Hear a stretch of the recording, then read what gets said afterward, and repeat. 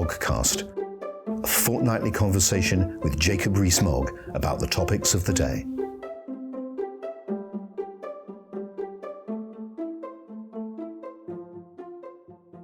Welcome to the latest episode of the Moggcast. I'm Charlotte Gill, the Deputy Editor of Conservative Home, and I'm hosting this week's conversation with Jacob Rees-Mogg down the line from our respective lockdown residences. So Jacob, obviously a lot has changed since you last came on the Moggcast. So first of all, can I ask how you've been and how has your role changed over the last couple of weeks? Well, thank you. I've been very well, which is fortunate. And my role is always more involved when Parliament is sitting as Leader of the House than when we're in recess. And the recess has been brought forward. And so I'm now in Somerset earlier than I had anticipated and working from home using technology that 10 days ago I'd never heard of. Wow. And how's Somerset been and the family? I've seen that they've been on Instagram and their iPads. How's that all worked out? Well, one of the silver linings in this situation is that I am seeing a lot more of my children. So they last week were being homeschooled. Their term has ended, and they were doing reasonably well at that, though homeschooling is not as easy as it sounds. And we're in Somerset, which is lovely. I mean, I'm very lucky to have such a fortunate place to be under these circumstances. The inability to go out will no doubt pall as time goes on, but for the time being, we're having a jolly time in Somerset. But I appreciate it won't be like that for everybody. Yes, well, I'm glad to hear the families all well. How, in terms of your daily duties as an MP and as Leader of the House, obviously that's changed phenomenally. What kind of practicalities are you now having to consider, and how do you see the months going ahead? How long do you think you're going to have to plan in terms of these roles? It's a very good question. If you take the role as a constituency MP, I think along with many MPs, it's been a very busy time, that the number of inquiries from people has been very large, and we've had to adapt to that, and I'm very lucky to have excellent support staff in my parliamentary assistants. But we're also doing constituency surgeries over the telephone and things like that. So there are the changes to help facilitate what constituents require and the workload that has increased around the uncertainty.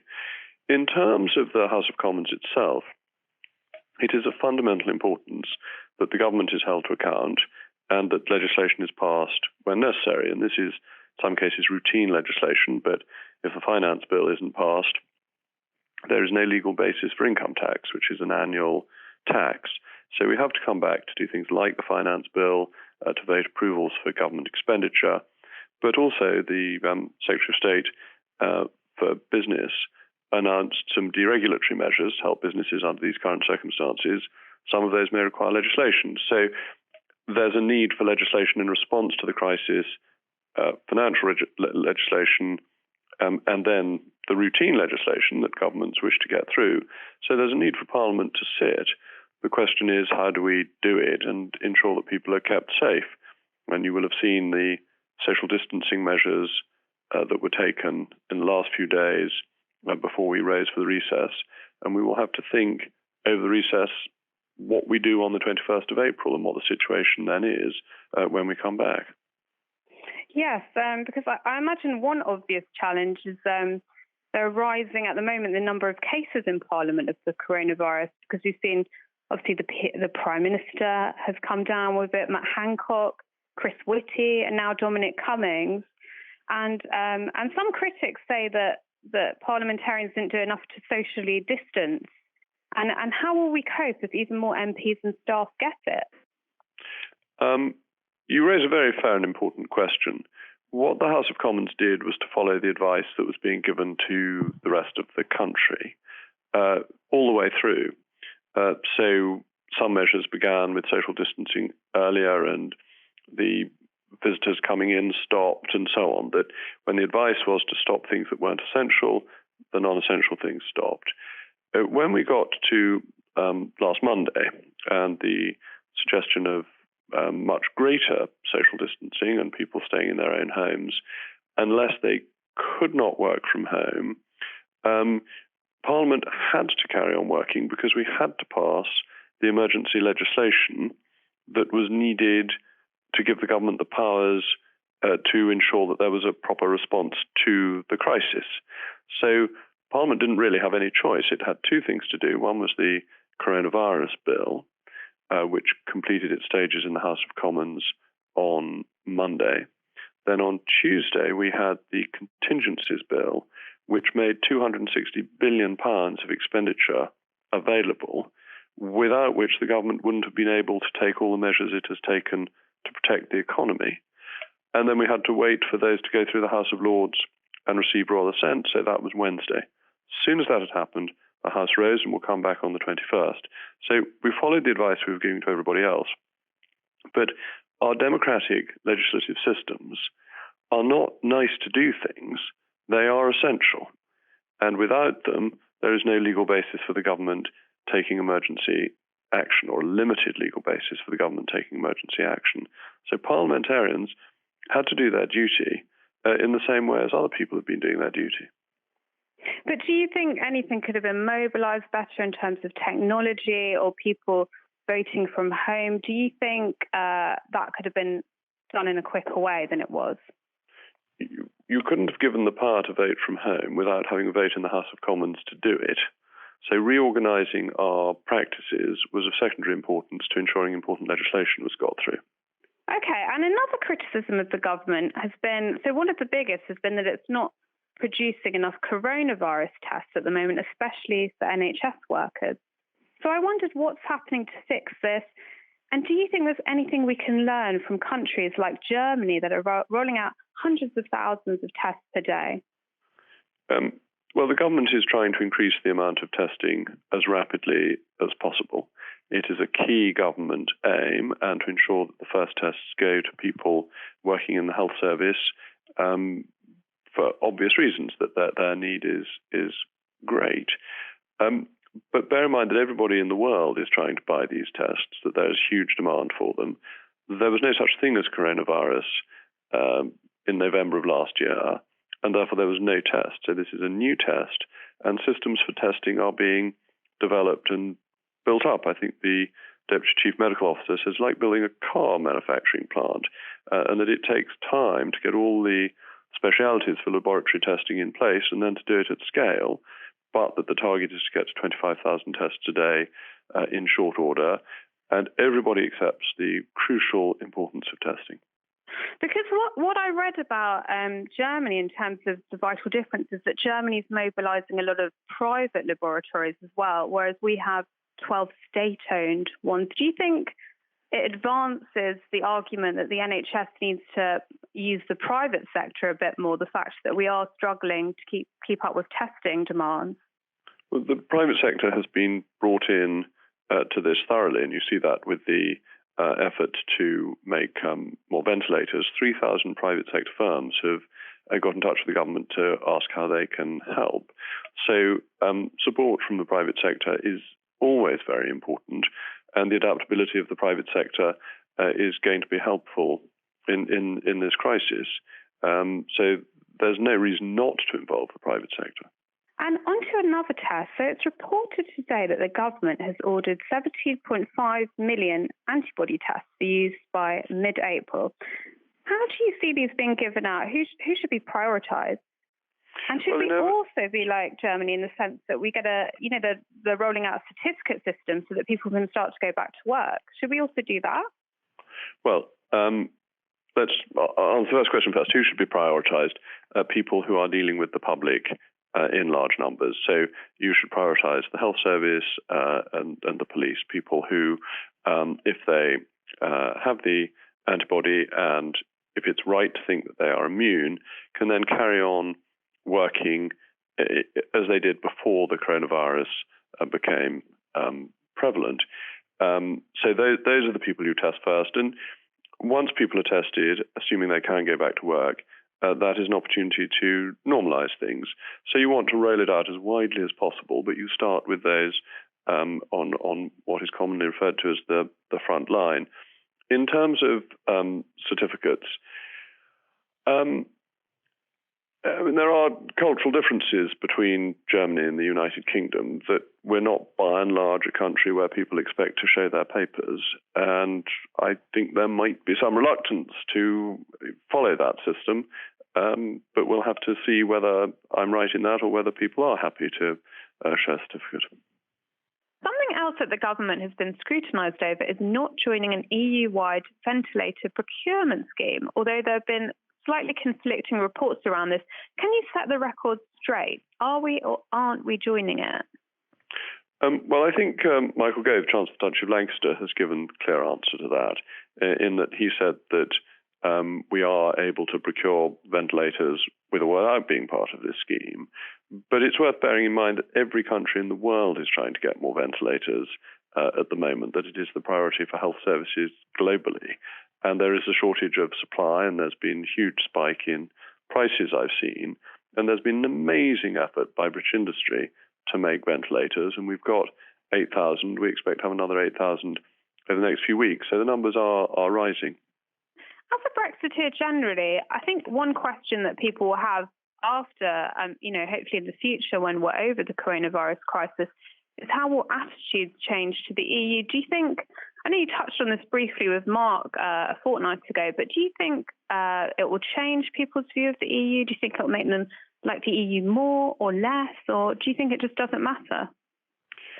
I think it's interesting to look at what's happened in the EU, and that every country has gone back to being a nation state, and that they have closed borders, that they go back to ventilators, have tried to buy ventilators for themselves, that they have had a national focus. The focus on economic support measures has been entirely national, not at the European level. And you see, in the face of a crisis, that is the nation state that holds the keys, not the supranational bodies. So I think the EU as a structure looks rather irrelevant during this crisis. Indeed, it's almost gets in the way because it has complex state aid rules that make it harder to get support to companies as quickly as you might like, though I think most people are ignoring the EU state aid rules currently and just cracking on with helping businesses. Yes, because it does seem that EU states are behaving quite differently. You see Denmark acting differently to Sweden and, countries in Scandinavia. You see the Netherlands and Belgium disputing over the approach. The Netherlands has a very open approach to the lockdown rules so far. So do you think that kind of undermines the solidarity of the EU, or do you think this is just the way the world actually is and these countries are very different? I think these countries are very different, and it reveals the fundamental difficulty with grand political projects, that people have a loyalty and understanding of the nation state, and they see it as where authority lies, and therefore the extraordinary measures that are being taken, the limits on freedom that are being imposed, are acceptable because they're done by your own democracy, by your own nation state. I can't see that the same would apply if they were being imposed by Brussels. Yes, and moving on to lockdown with the UK, so it's been a mixed, it's met mixed reviews. Some people are really against it, and some people have really been calling for it. But over the weekend, you might have seen that Labour's Stephen Kinnock went to visit his father Neil, and the police told him off on Twitter. And there have been a few instances of the police sort of ticking off members of the public, having a nice picnic and things like that.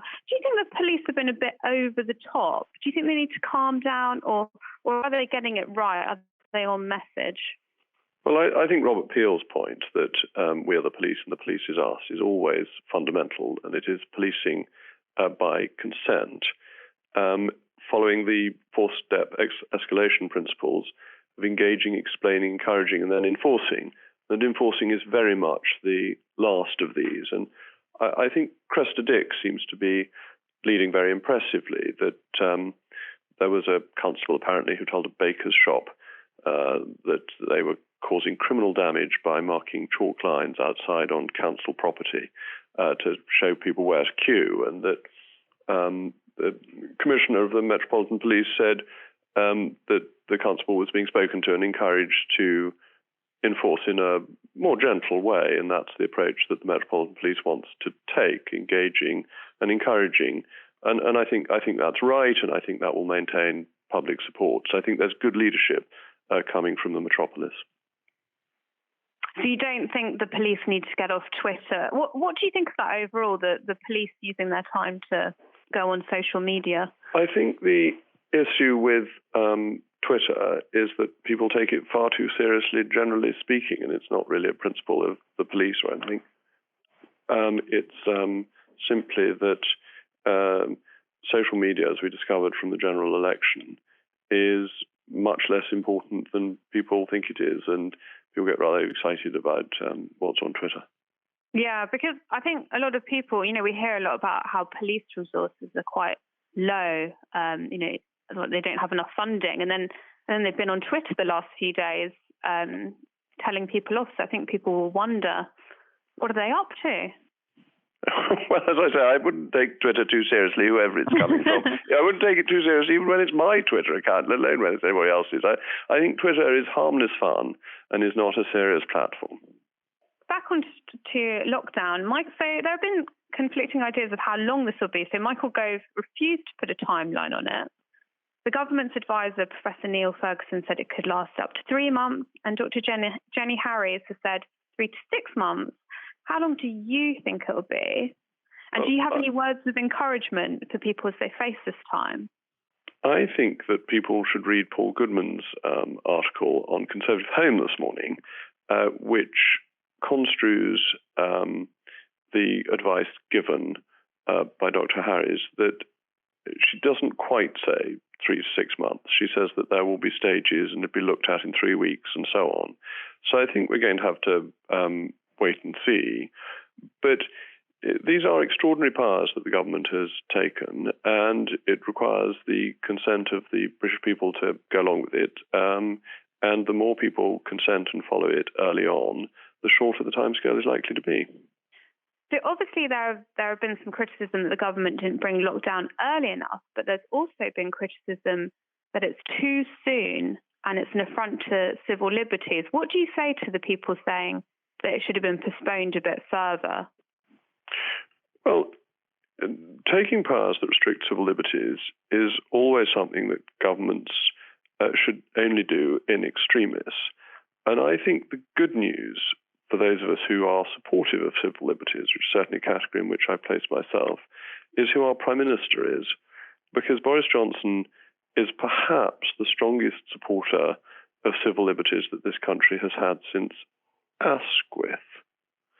And I'm just thinking about whether it is Asquith or whether there's anyone later, but it's hard to think of anyone later than Asquith to whom civil liberties were of fundamental importance and therefore who agonized over taking extreme powers.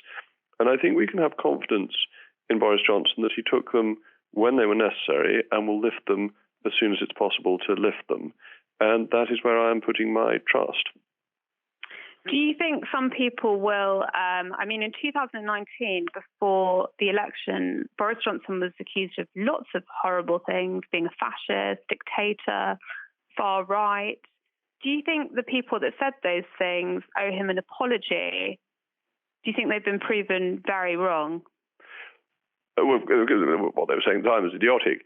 I'd never worry about what sort of people of that kind say, because those type of abusive comments made about your political opponents are always fairly meaningless. They're just the sort of rudimentary background to political controversy, rather than any shedding of light on political issues. But I wouldn't bother asking for apologies from them.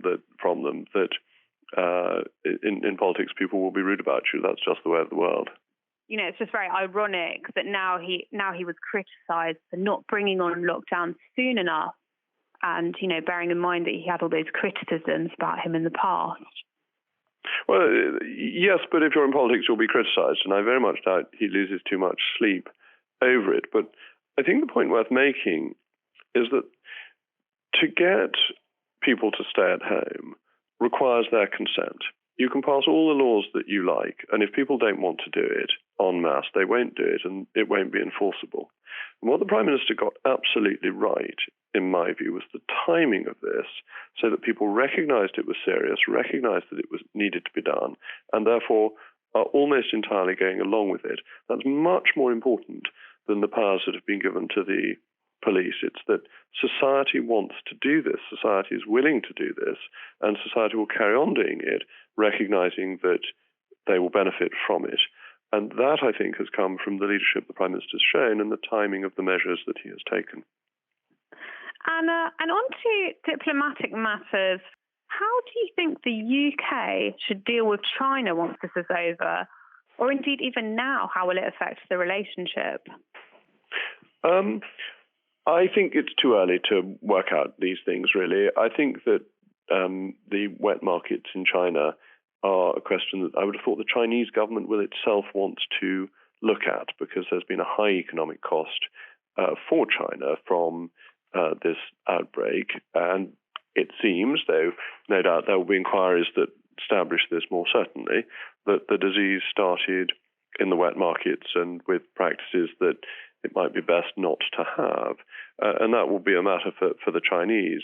In terms of China's relations with the rest of the world, they could change for the better or for the worse after this outbreak, that China may itself see advantages in being more collaborative and cooperative if issues like this arise again than it was this time round, and that may improve relations.